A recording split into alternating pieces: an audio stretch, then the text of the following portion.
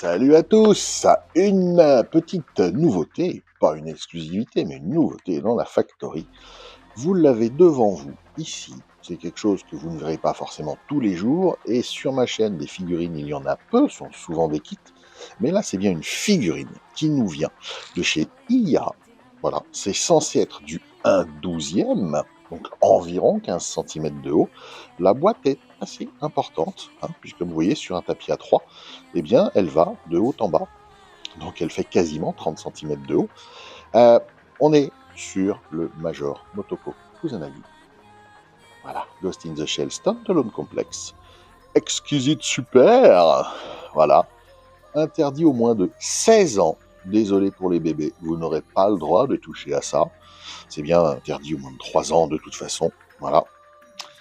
Je ne triche pas, je ne l'ai absolument pas ouverte, comme vous pouvez le voir. Warning, attention, les bébés peuvent suffoquer là-dedans. Et oui, il faut juste pas leur laisser mettre la tête dans un sac. Voilà, donc c'est produit par IA Toys. On a l'email, on a la totale. Voilà, Motoko Kusanagi, je vous l'avais dit, on a un QR code derrière. Et évidemment, on va regarder ça ensemble. Motoko Kusanagi ici. On a une très belle illustration qui reprend le symbole de Ghost in the Shell et la section 9. Hop, c'est de ce côté. On va ouvrir. Voilà.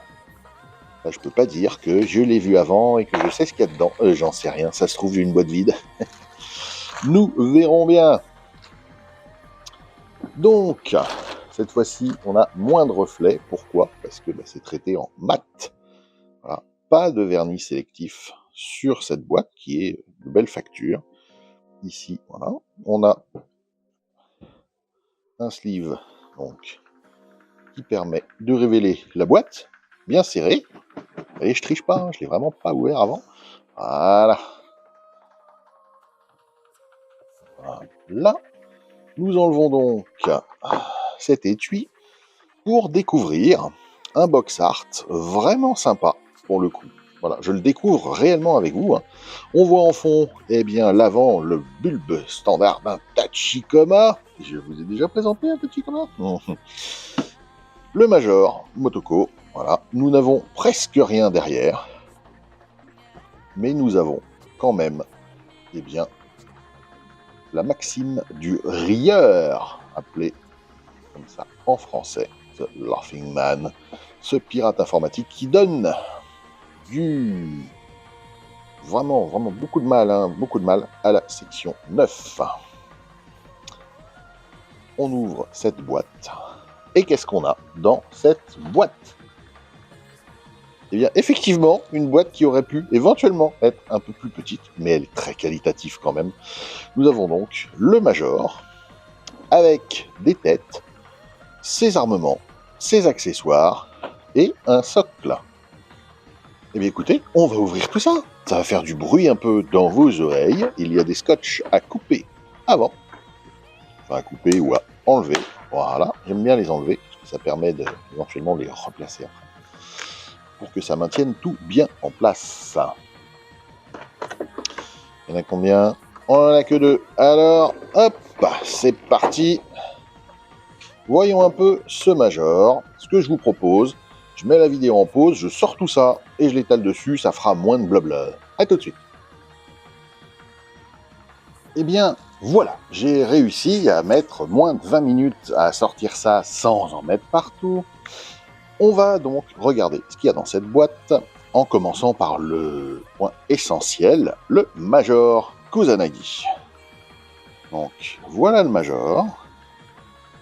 Dans son uniforme, oui, c'est son uniforme, qui est quand même bien réalisé. On a des nuances au niveau de la peinture. Ça paraît légèrement plus clair sur votre écran que dans la réalité. Ça, c'est à cause de mon ring light qui est au-dessus. Voilà. La coupe est respectée. C'est un produit officiel, sous licence. Voilà. Alors, la veste est en simili-cuir. Voilà, c'est pas une veste en plastique dur. On est vraiment sur de la petite... Voilà. Alors, elle doit être un peu ferme ici. Elle doit gêner un peu.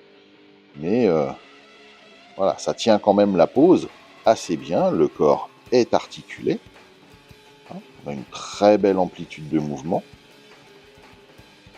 Voilà. Donc c'est du 1/12e, comme je vous l'ai annoncé. Après, oui, les jointures sont visibles, c'est une figurine articulée petite échelle. On n'a pas un corps seamless, c'est-à-dire que les joints sont visibles. Pour la posabilité et pour la durabilité, je trouve que c'est quand même mieux. Les doigts sont légèrement souples, donc à faire attention. Est-ce que les chevilles peuvent bouger? Oui. Donc les bottes sont un peu souples. Il faudra s'attendre dans quelques années à ce que les plastiques aient durci, tout simplement. Donc il faut veiller à pas trop les poser dans des positions extrêmes ou alors les changer régulièrement. La tête, elle, est sur un ball joint, bien évidemment. Les poignets également. C'est souvent à ces endroits-là qu'on a des casses sur les figurines 1/12e parce que les ball joints sont petits. Donc on peut lui enlever forcément son manteau, sa veste. Donc voilà le détail de l'articulation de l'épaule avec un joint papillon, un joint butterfly qui lui permet d'avoir plus de mouvement sur l'épaule, comme en fait sur sa propre épaule. Hein. Voilà. Donc une belle réalisation, je trouve qu'elle est, elle est chouette. Elle a un regard très sérieux, hein. On n'a pas envie de l'emmerder. On a avec 2 têtes additionnelles, un regard légèrement plus doux et un regard en colère en disant « Bah, là, elle est en train de gueuler ». Voilà, donc avec le petit ball joint qui va bien. On a des mains donc additionnelles, les mains fermées, les poings fermés. Vous voyez la taille de la tige, c'est quand même pas très grand. On a des mains pour agripper les armements, des mains droites. Voilà, fonction de l'arme, on y reviendra après, on lui met dans les mains. On a la main qui met le doigt dans le trou du cul d'un fantôme. Pour ça, on ne monte jamais du doigt. Voilà, on en a une qui n'est pas gantée également. Là, ce sont des mains gauches. En main gauche, on a une autre main légèrement plus ouverte. Et on peut voir, en fait, par transparence, qu'il y a un trou dedans. Donc on peut éventuellement y glisser la lame du couteau, peut-être. Là, pareil, hein, c'est légèrement souple. Une main un peu relaxe. Et 2 mains totalement relaxes et non gantées. On a, hop, en souple, voilà, le petit collier qui va bien. C'est très souple. On a également 2 mains jointes autour, vraisemblablement, de la crosse d'une arme. Très, très, très sympa comme option. Il faut arriver à lui faire tenir la pose et à mettre les armes, mais voilà, enfin, à mettre l'arme, mais surtout mettre les pegs. On a un couteau, voilà, qui est un petit peu souple et qui souffre d'un problème de dégrappage, vous voyez. Petite retouche pourrait être nécessaire. On a ici le cax, voilà. Donc lui, par contre, il n'est pas souple. Hein.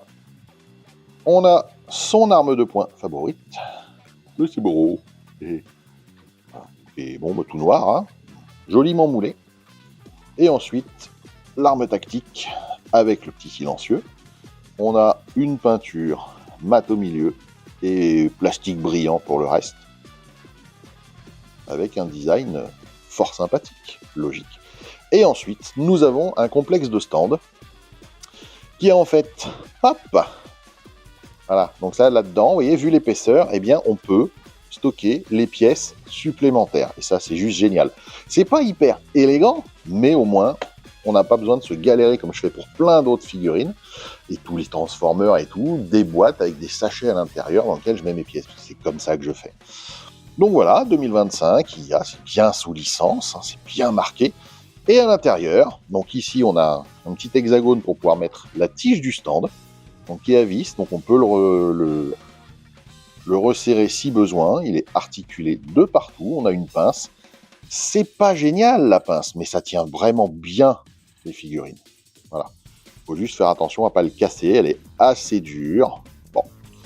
Bref, on peut mettre le stand ici, et surtout à l'intérieur, eh bien, comme chez les Figma, si vous avez déjà vu des figurines de chez Figma, eh bien, on a un sachet qui permet de mettre les pièces additionnelles en sécurité. Évidemment, on fait la pub. Voilà. Alors, je crois que j'ai déballé quasiment une seule Figma, c'était avec l'ami Cuicui, coucou Cuicui, pour sa White Rock Shooter édition spéciale, machin, je découvrais les Figma à l'époque. Voilà.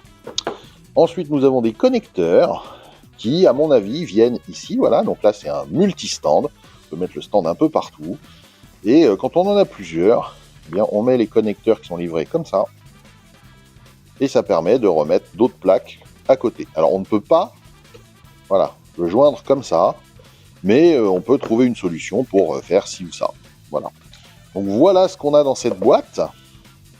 Au moins, si cette figurine vous intéresse, sachant qu'elle est déjà sold out, c'est-à-dire qu'elle était déjà sold out en précommande, j'ai eu beaucoup de chance de réussir à en sécuriser une, mais quelque chose me dit qu'elle va être à nouveau fabriquée, il devrait y avoir un deuxième batch. Si elle vous intéresse, ne la manquez pas, elle est vraiment très bien faite. Je ne parle pas de la plastique du Majeur, je parle du plastique de la figurine du Majeur, ne vous méprenez pas. Et moi je vous dis à bientôt pour une autre vidéo Ghost in the Shell, et merci de m'avoir suivi jusque là. Ciao ciao.